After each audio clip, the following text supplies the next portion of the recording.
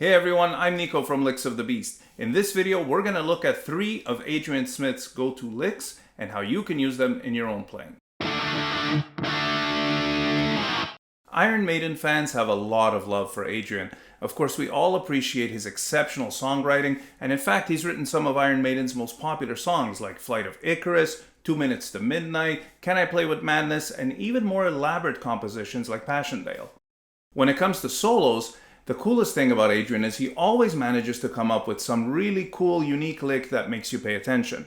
Things like that first lick in his solo to Aces High, that cascading lick in the solo to Sea of Madness, or that really crazy lick in Dance of Death that took me forever to figure out. And this is why his absence from the band in the 90s was felt so strongly. Not to take anything away from Yannick, who in my opinion truly revitalized the band, but many of us still missed Adrian's unique compositional style and guitar playing. Needless to say, fans were absolutely ecstatic when he returned to the band in 1999, and since then, we've been fortunate to get a lot of great new songs and a lot of great solos over the past 20 years. For me personally, his work on A Matter of Life and Death and Book of Souls is truly exceptional. There's just so much great guitar work on those albums. So now let's get into the topic of today's video. I'm going to show you 3 licks that Adrian has used multiple times in different ways. We're going to look at how the licks are constructed musically. We're going to look at how Adrian uses these licks in different scenarios and in different keys. And finally, I'm going to show you a simple way that you could apply these licks to your own playing. Just one last thing before we get started. While Adrian Smith does play heavy metal music in one of the most iconic heavy metal bands, his guitar playing isn't really typical of a heavy metal guitarist. Of course, you'll hear some Michael Schenkerisms in his solos here and there, but his major influences are bands like Deep Purple, Thin Lizzy, and Free, so his style is really rooted in heavy blues rock. And you could really hear that in his phrasing and in his tone. So when you approach these licks, try to maybe think a little more Eric Clapton rather than, say, Sinister Gates. Okay, so here's the first lick.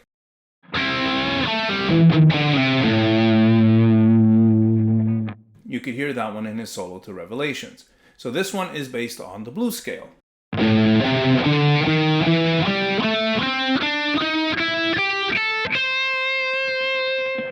So what he does here is he starts with this double stop on the 2nd and 3rd strings, which is the 3rd and 5th degree of the scale. Just a little quarter step bend. Then you go down to the root here, the 7th, 5th, flat 5th, 4th, 3rd, and then the root again.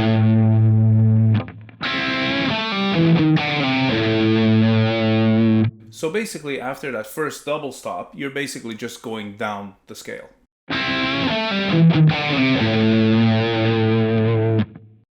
So musically, this is as simple as it gets. However, the trick is how you use this in a solo. Typically, this is the kind of lick that Adrian's going to play after an initial flurry to kind of slow down the solo a little bit. So for example, in his solo to Revelations,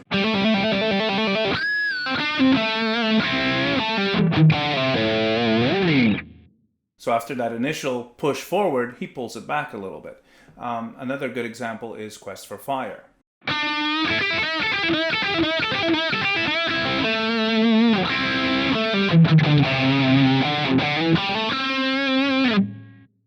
Yet another one, Number of the Beast.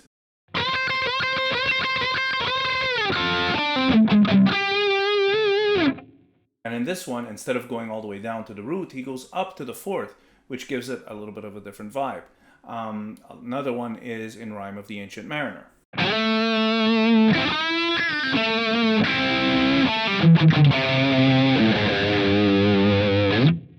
In that one, he goes down to the 7th, which then creates a different kind of tension so that when he goes to, it's very satisfying.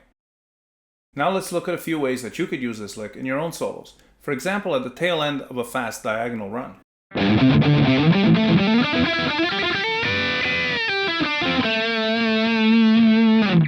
Or if you're playing something in like a southern rock style.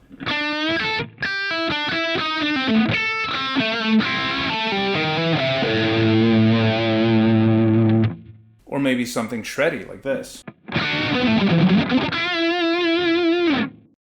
Now let's look at lick number 2.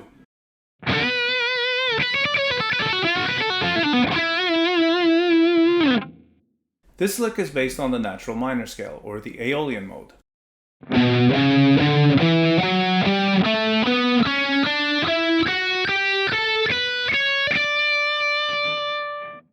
What's really cool about this lick is it starts off as an ascending lick, but it later turns into a descending lick, so it starts going up, and then back down again.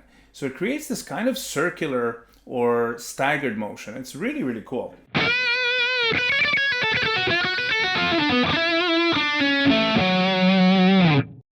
This is a lick that Adrian has used a lot since his return to the band, and it's since become kind of a signature lick for him. So he uses this one in one of two ways. The first is to push the solo forward at the beginning of a solo, for example in Speed of Light.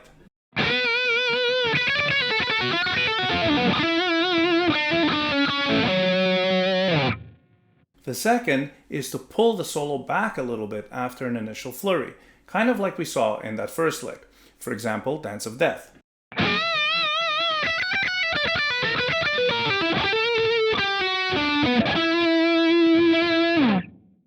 Now, while the fingering is exactly the same, the feel is slightly different and it has a pulling back effect.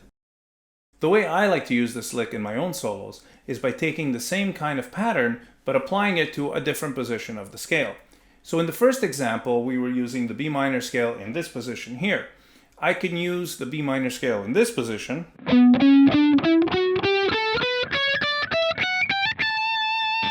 and apply the same kind of pattern.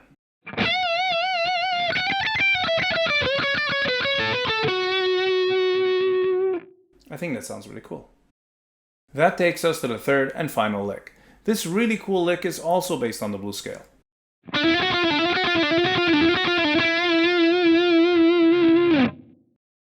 So what Adrian's doing here is he's playing the 3rd, 4th, 5th, and 6th degree of the blues scale, and then going back down. And he plays this repeatedly in a loop, so it creates this circular, almost bumblebee kind of sound.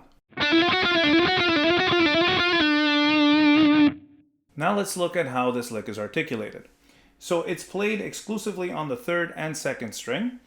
So you start by picking the 3rd string, then you play a hammer on, pick the 2nd string, pick the 3rd string again, pull off. So it's pick, hammer on, pick, pull off, hammer on, pick, pull off, hammer on, pick, pull off.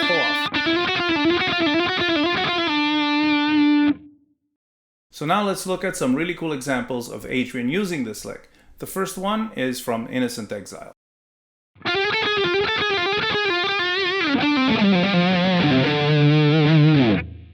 Another really cool one is in Seventh Son of a Seventh Son.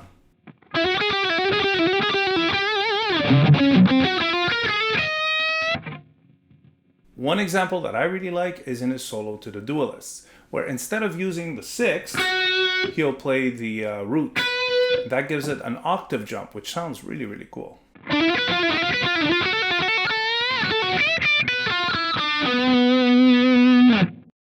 Now, one way that I like to steal this lick for my own solos is by adding to it using notes from the minor scale. So what I do is I start the lick the same way, and then I add the same pattern coming from the minor scale. And I play those two in rapid succession.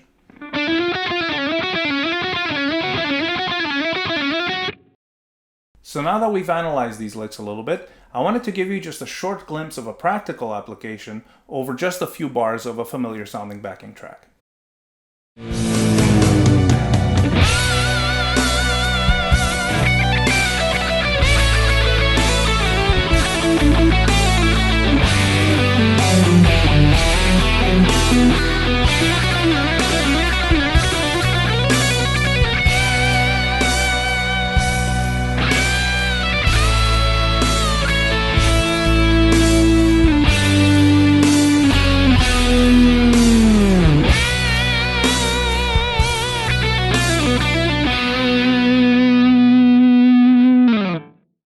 Alright, well that's it for now. Thank you all so much for watching. I really hope this video was insightful. If you have any questions at all, please make sure to leave them in the comments below. Don't forget to like and subscribe, and I look forward to seeing you all soon with more licks of the beast.